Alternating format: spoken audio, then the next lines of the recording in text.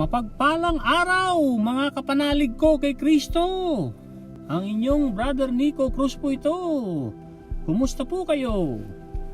Bago pong lahat, ano ang dapat nating laging ilalagay sa isipan at kalooban? God is forever in control. Super helpful po yung pag-iisip na yan, mga few words na yan, nasasabihin natin sa sarili natin, especially binubulong natin sa ating sarili, sa salamin, pag tayo nananalamin, tayo nagmamanehong, wala tayong kasama, or ibinubulong ng tahimik na tayo lang nakakarinig, yan po ay manunuot sa ating subconscious mind. Makapangyarihan po ang ibinigay ng Panginoong Hesus, ang subconscious mind. Dalawa po ang ating mind.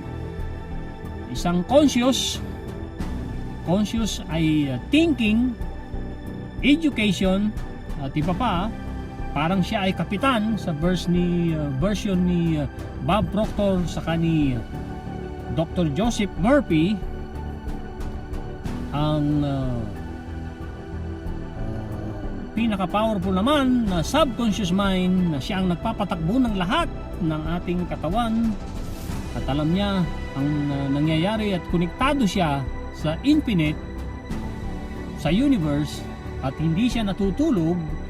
Siya ay binansagang damdamin na isip. Opo, damdamin na isip, or sa version ni Dr. Joseph Murphy, ang subconscious mind ay nalimbawa sa engine. Basta sasabihin ng kapitan na ganito ang takbo natin, dahil nakikita ng kapitan, conscious ang kapitan sa pamamagitan ng compass, walang gagawin ng subconscious mind or engine sa barko kundi sumunod. Ang subconscious mind, ang subconscious mind ay napakayamang lupa. Pwedeng tumubo ang lahat, damo, or itatanim mong gusto mong itanim na crops. At aani ka ng super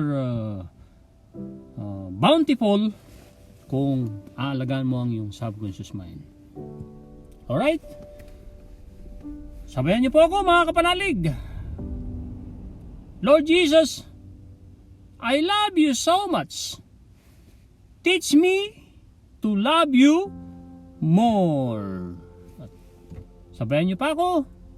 Lord, Holy Spirit, I accept your invitation to love your words, to embrace your words, and to walk in total obedience to your words. In Jesus' name, Amen. Shout out sa ating bagong kapanalig na siya na po ang nag-editing at nag-uploading ng ating daily YouTube podcast. Shoutout kay Angelica, na asawa ng aking pamangking si Ryan. Shoutout din sa iyo Ryan, sa aking Kuya Romy, si anak ko Patrick na very supportive, at lahat ng mga masugid na sumusubaybay, pati sa aking pamilya, sa ating Happy to Serve cleaning team, at mga Pilipino sa buong mundo, sa grasya ng Panginoon, para sa gloria ng Panginoon. Ano po ang ating gagawin para tayo magtuloy-tuloy mag-grow? Because if we aren't growing, we are dying. So, we should measure our progress and adjust our plans and actions to become better aligned for success. If you fail to plan, ano mangyayari po mga kapanalig? You plan to fail. Opo, pag hindi po tayo nagplano, actually nagplano tayo para mabigo. Bago natin i-quick review ang episode 66, ito po ang napakagandang quote ni Father Emil Lim, SBD, sa TV Maria po, Gospel Today, October 16. Sa pamamagitan ng mata ng ating pananampalataya, mas makikita natin ang tanda ng presensya ng Diyos sa ating buhay. Opo, sa ating buhay. Na napaganda namang Exodus chapter 3 verse 12, sinare ng aking Kuya Romy.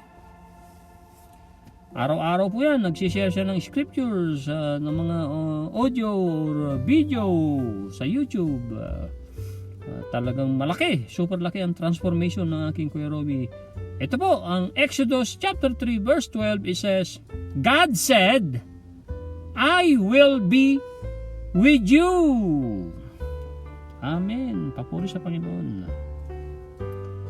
Tanong, ano po ang uwi ninyo? Opo, uwi ninyo, notes ninyo mga kapanalig sa episode 66. Ang aking presensya ay pangako na makapangyarihang proteksyon. Ano po ang unang talata na binanggit kahapon na pinagagawa sa atin ng ating Panginoong Hesus? Hinango sa Mateo chapter 28 verse 20, Hebrews chapter 12 verse 1 to 2 sa libro ni Sarah Young, Jesus Calling, Enjoying Kapayapaan sa Kanyang Presensya. Ano po ang sabi? Try to stay conscious of me as you go step by step through this day. My presence with you is both a promise and a protection. So ano po ang promise at at the same time ay protection natin mga kapanalig? Presensya ng ating Panginoon, Kanyang presence. If we seek Him, ay talagang tutulungan tayo dahil yun ang Kanyang promise. Sabi sa The Forbidden Kingdom ni Jackie Chan, whoever respect his teacher, para sa akin, whoever respect the Lord, the good Lord Jesus, respect himself. Respect himself. Sino man ang rumerespeto sa kanyang teacher, para sa akin ay ang aking teacher or ang ating teacher ay si Lord Jesus Christ, ay nirerespeto din natin ang ating sarili kung nirerespeto natin ang ating Panginoong Hesus. Amen? Salamat sa movie na yan, The Forbidden Kingdom, Jackie Chan.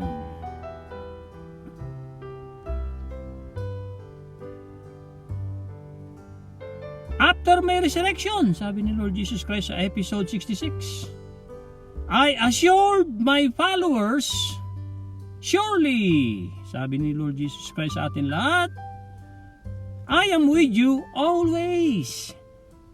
Yang promise na yan sa aking lahat ng mga tagasunod, ng mga followers, the disciples, learners, dahil po ang the disciple ay learner, ay yan ang walang katapusan at walang exception ang promise na yan na siya ay mapapa sa atin, siya ay tutulong sa atin, siya ay aagapay sa atin. Ang pangako na yan ng ating presensya ay napaka-powerful protection.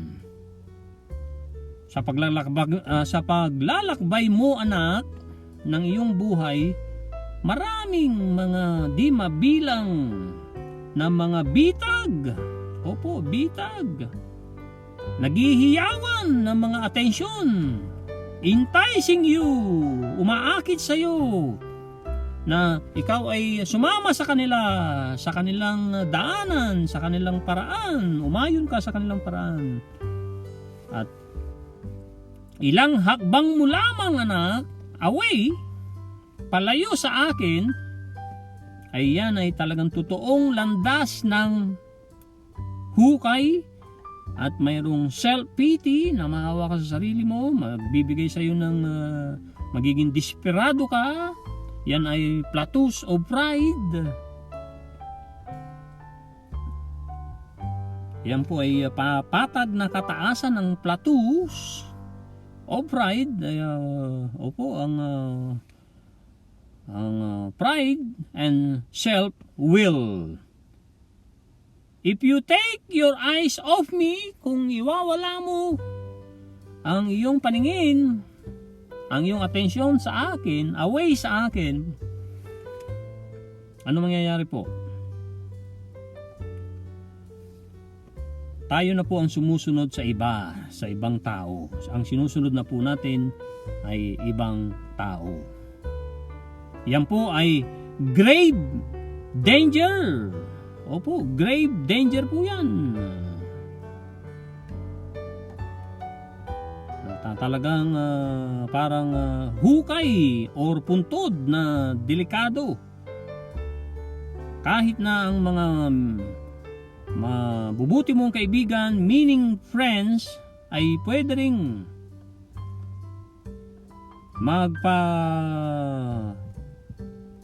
magpahamak sa'yo ng astray. Ibig sabihin ay maligaw ka at usurp, ay agawin ka sa aking lugar sa iyong buhay. Ang tanging paraan para maiwasan mo yung mga yan, mga pitfalls, mga patibong, mga clamor, mga astray, mga usurp na aagaw sa iyo, anak, ay manatili ka sa aking landas. Mag-focus ka sa akin at mayroon kang kamalayan ng aking presensya. Yan ang iyong pinakadakilang proteksyon, anak. Papuri po sa Panginoon. Yan po ang ating quick review ng episode 66. Dumako na po tayo sa episode 67. October 16.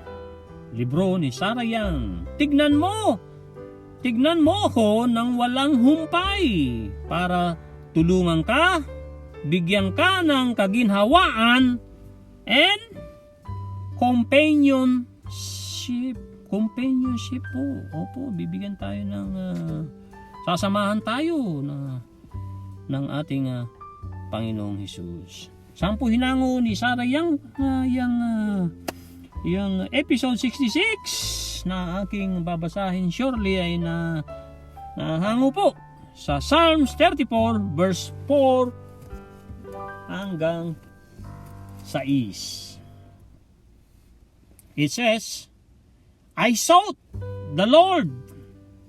Hinanap ko na ang Panginoon, and He heard me, at pinakinggan niya ako, and delivered me from all of my katakutan, fears. They looked to Him and were radiant, and their faces were not ashamed. This poor man cried out, and the Lord heard him.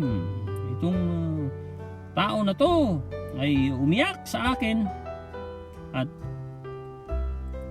pinakinggan siya, and save him out all his troubles. Opo. Ang Psalms 105 verse 4 naman ang pangalawa nating babasahin sa tulong ng banal na Espiritu para sa glory ng Panginoon. Psalms 105 verse 4, it says, seek the Lord in His strength.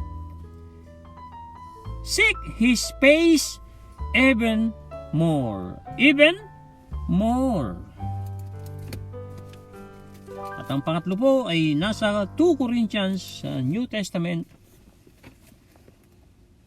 sa chapter 1 verse 3 to 4. 2 Corinthians chapter 1 verse 3 hanggang 4. It says, blessed be the God and the Father of our Lord Jesus Christ, the Father of mercies and God of all comfort, who comforts us in our tribulation, that we may be able to comfort those who are in any trouble with the comfort with which we ourselves are comforted by God.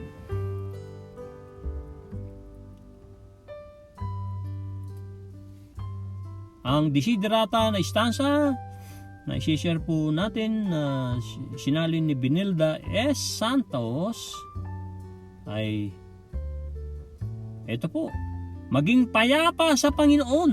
Opo, maging payapa sa Panginoon.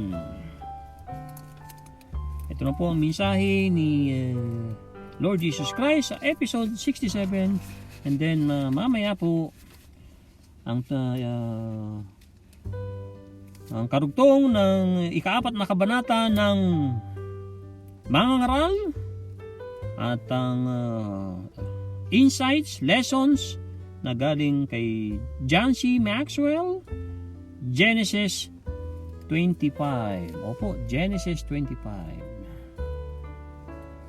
At mayroong konting motivation quote na i-share natin mamaya po. Maya po sa grasya ng Panginoong Hesus. Look to me continually for help, comfort, and companionship.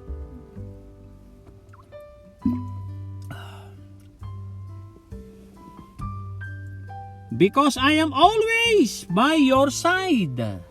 The briefest glance. Glance ay ang ibig sabihin pa ng ibang translation po yan ay take a brief or hurried look or sulyap na ikaw ay nag-aalala. The briefest glance can connect you with me. When you look to me for help, it flows freely from my presence. This recognition of your need for me in small matters as well as in large ones keeps you spiritually alive. When you need comfort, I love to enfold you.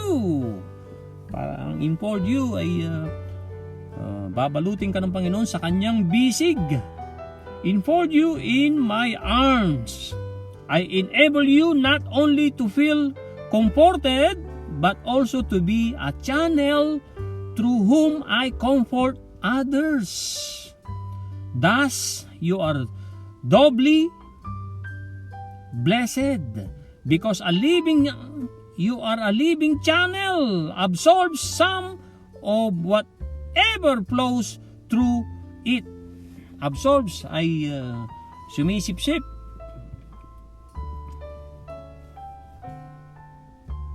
My constant companionship is the peace, the resistance, the summit of salvation, blessings, no matter what losses you experience in your life. No one can take away this glorious gift. Ulitin po natin ng sabay-sabay. Sabayan niyo po ako mga kapanalig. No one can take away this glorious gift. Kaya sabi ni Lord Jesus Christ sa ating pagninilay-nilay, sa ating lingwahe mga kapanalig ko, tignan mo ko ng walang humpay para tulungan ka, bigyan ka ng kaginhawaan at samahan ka.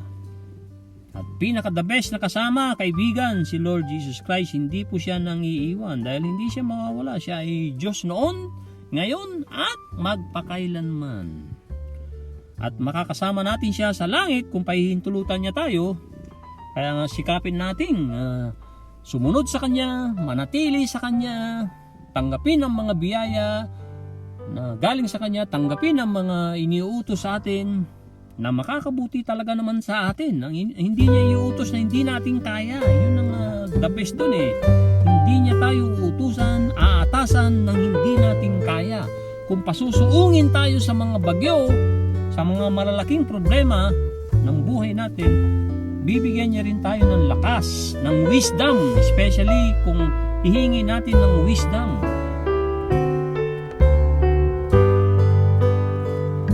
Kasi nga, sabi ni Lord Jesus Christ sa atin lahat, I am always by your side. Nasa iyo ko, sa iyong tabi mo, Always, lagi. At yan, sulyap na yan ay magpapakunik, magpapalapit sa akin, magpapalapit sa iyo with me, sa akin. Kung titignan mo ko at hihingi ka ng saklolo, ay dadaloy sa iyo yan ng todo-todo, freely, flows freely, dadaloy ng malayang-malaya mula sa aking presensya, anak. Sabi ni Lord Jesus Christ. Wow! Pasalamatan natin, palakpakan natin ang ating Panginoon. Talagang walang humpay niya tayo minamahal. Tayo talaga ang the greatest possession sa lahat ng mga nilikha niya na talagang magnificent. Because He is a magnificent God, He is a wonderful God, He is an awesome God, ay tayo pa ang pinili niya na the greatest possession. Mahalin natin ang Diyos kasi nauna na niya tayong minahal. Magpatawad tayo dahil nauna na tayong pinatawad. Yan ang mga dapat nating pagnilay-nilayan, mga kapanalig. Itong pagkilala ng iyong pangangailangan para sa akin, itong pagkilala ng iyong pangangailangan sa akin ay mga maliliit na mga bagay lang yan or malaking bagay na magpapanatili sa iyo na ikaw ay buhay spiritually na ikaw ay buhay spiritually. Kung kailangan mo ang aking comfort, ay talagang babalutin kita ng todo-todo sa aking bisig, sa aking mga bisig, my arms. At ay, hindi ko lang kayang ikaw ay makaramdam ng ikaw ay comforted, also to be a channel through whom I comfort others. Yan din ang magbibigay daan para ikaw ay makaramdam ng ikaw ay comfort, dahil yan din ang ibinibigay kong ginhawa sa iba. Comfort ay para sa akin ay ikaw ay ginhawa, ikaw ay komportable. At yan pa ang magbibigay ng doble na ikaw ay ma-bless, kasi nga ikaw ay buhay na channel at sumisipsip whatever flows through it. Sumisipsip sa aking mga biyaya na dumadaloy. Ang aking constant companionship is the peace, the resistance, ang summit of salvation, blessings. Opo, blessings. No matter what losses you experience. Ano man ang naramdaman mong nawalan ka, halimbawa na-demote ka, o nawalan ka ng malaking kontrata, ano man yan ang nawala sa yung feeling mo nawala sa iyo, ay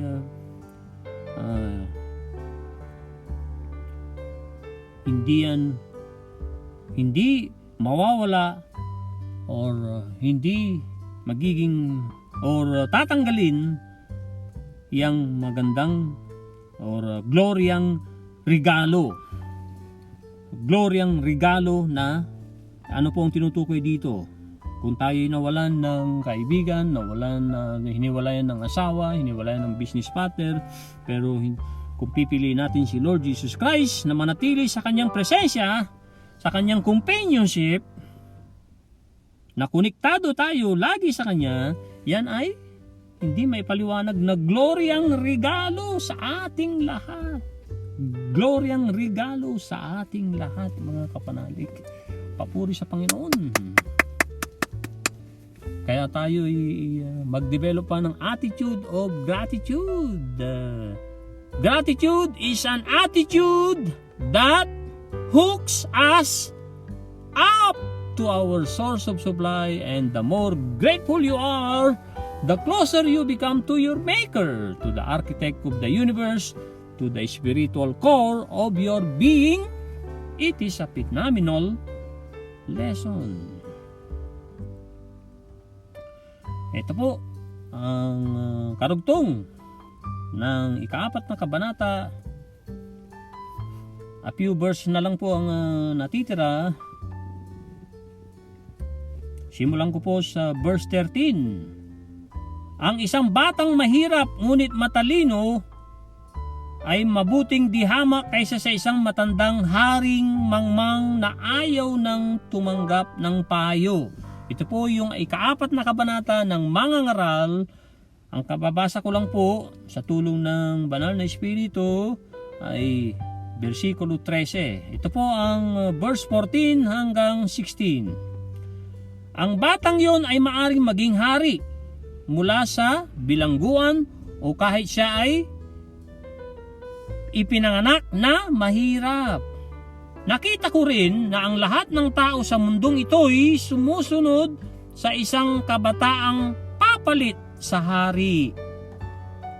Walang tigil ang pagdami ng taong nasasakupan ng isang hari, ngunit pagkamatay niya, isa man ay walang pupuri sa lahat ng kanyang nagawa. Ito man ay walang kabuluhan, tulad lang ng paghahabol sa hangin.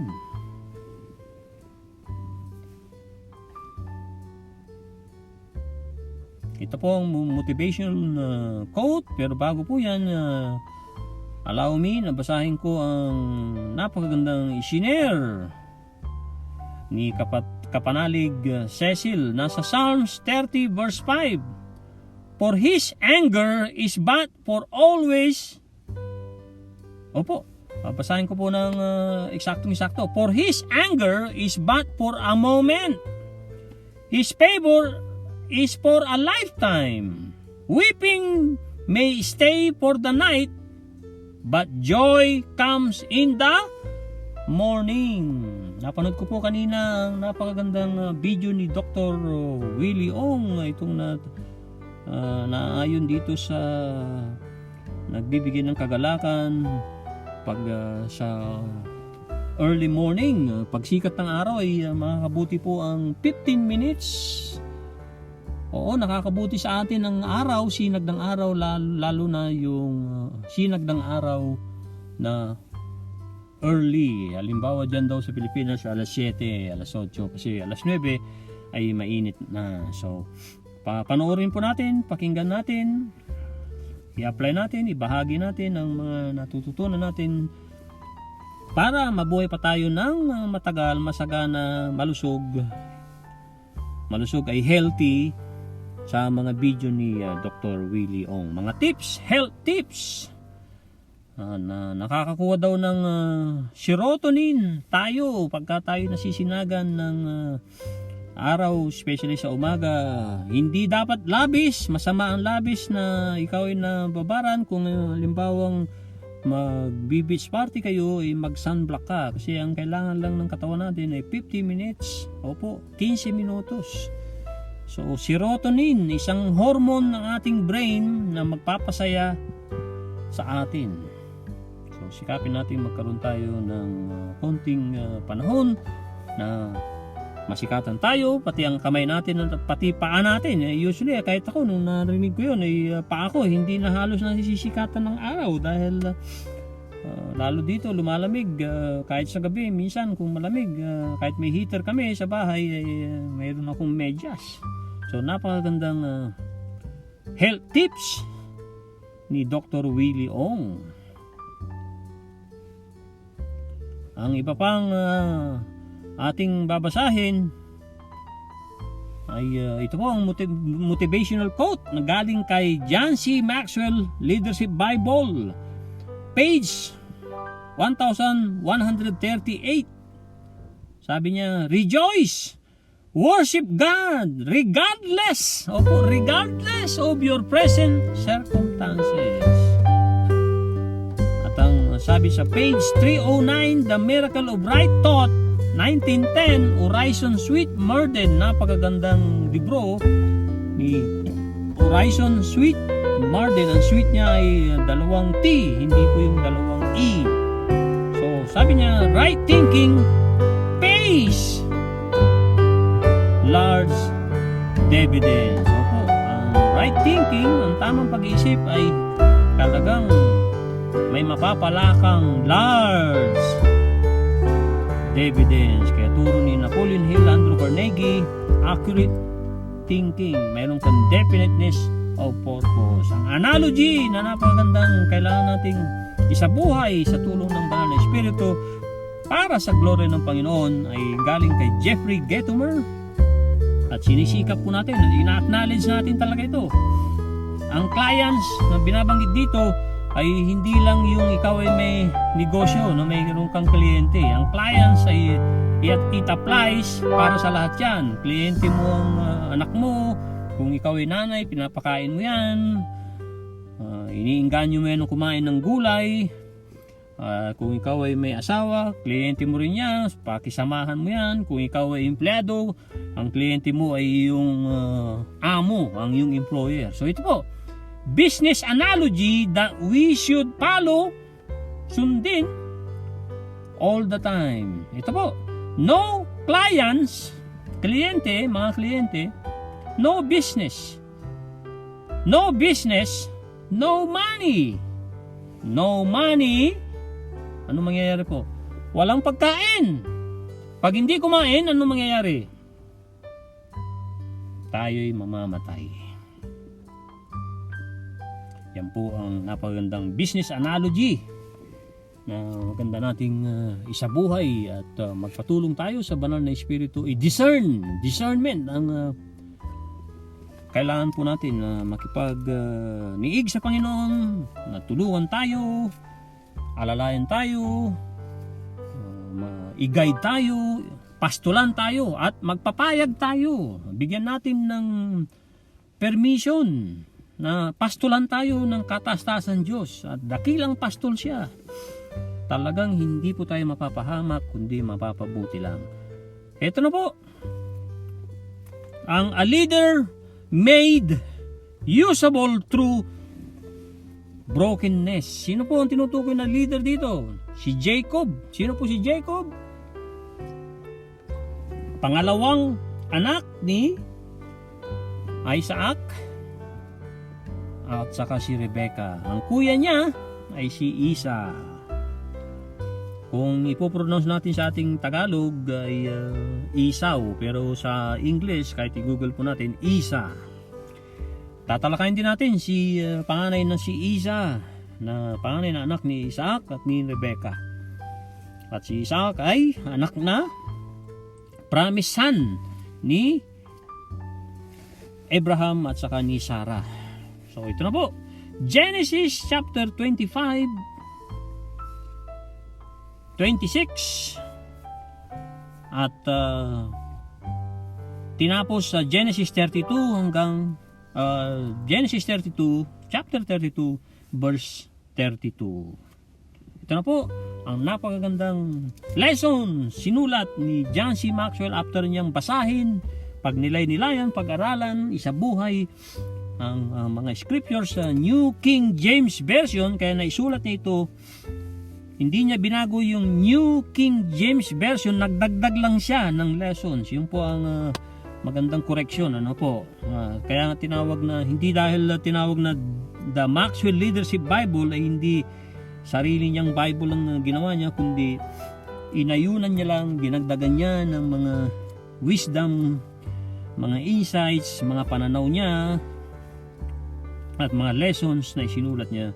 So para ang mga mambabasa, ang mga reader ay madaling maunawaan. Kasi nga talagang isa yan sa struggle ng pagbabasa ng Bible, kasi ililigaw ka ng kalabang si Diablo, kasi si Diablo ay pumunta rito sa ating buhay, kung pahihintulutan natin siya, sisirain tayo or patayin tayo. Pero ang Lord Jesus Christ sa John 10:10, na paborito ni Pastor Ed Lapis ay pumunta ang ating Panginoon para bigyan tayo ng buhay na talagang buhay na walang hanggan na kinululugdan ng Diyos. Ito po ang insights, lessons ni John C. Maxwell. Natural leaders have it easy, right? Yun ang tanong. Natural leaders have it easy, right? Tanong ni John C. Maxwell. Ang mga natural na leader daw ay easy na lang, madali na lang sa kanila ang pagiging leader. Ay hindi po, sabi niya. Not always, sabi ni John C. Maxwell. Ito ang kanyang paliwanag. Even leaders gifted with tremendous natural leadership can have a very difficult time, especially with issues of ano po yun? Character. Kasi talagang ang karakter ay dinidevelop yan. Hindi tayo sinilang na mayroon ng matatag na karakter. That was true for Jacob. From the very beginning, he welded. Ibig sabihin ng welded ay utilize or yan po ay use or utilize. He wielded great influence no matter what he did or where he went. He stirred, hinalo. He stirred things up. He captured the heart of his mother. Sino po ang mother niya? Si Rebecca. Dahil nung paman may mga paborito. Ang paboritong anak ni Rebecca ay si Jacob. Ang paboritong anak naman ni Isaac ay si Isa. So kaya nagkagulo ang pamilya nila dahil paborito. Sa mga paborito si Jacob din may paborito. Paborito niya si Joseph the Dreamer.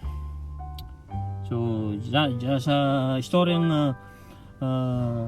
luma at bagong tipan sa Bible ay iniingganyo tayong huwag tayong lalo na ipakita ng todo-dodong paborito natin si ganitong anak natin, si kapatid natin, si pamangkin natin na ganito, si empleyado natin ganito. Ay nagmumulan ng kaguluhan po yan. Ito po ang karugtong. And the birthright of his brother, turning Isaac's household upside down. He had similar impact on the household of Laban. Sino po si Laban? Tiyuhin niya, na kapatid ni Rebecca. Over time, his leadership created great prosperity. And it was his sons, mga anak niya ay 12 po yan. Yan po ay naging tribu ng Israel. 12 na anak. Diyan po nagsimula ang tribu ng Israel ng mga 12 anak na lalaki ni Jacob, who founded the 12 tribes of the Hebrew nation. Wealthy, strong, influential, and blessed with a large family. Jacob seemed to have everything, but a leader who goes his own way and seek to benefit only himself cannot effective instrument in God's hands. God had to break Jacob to make him useful.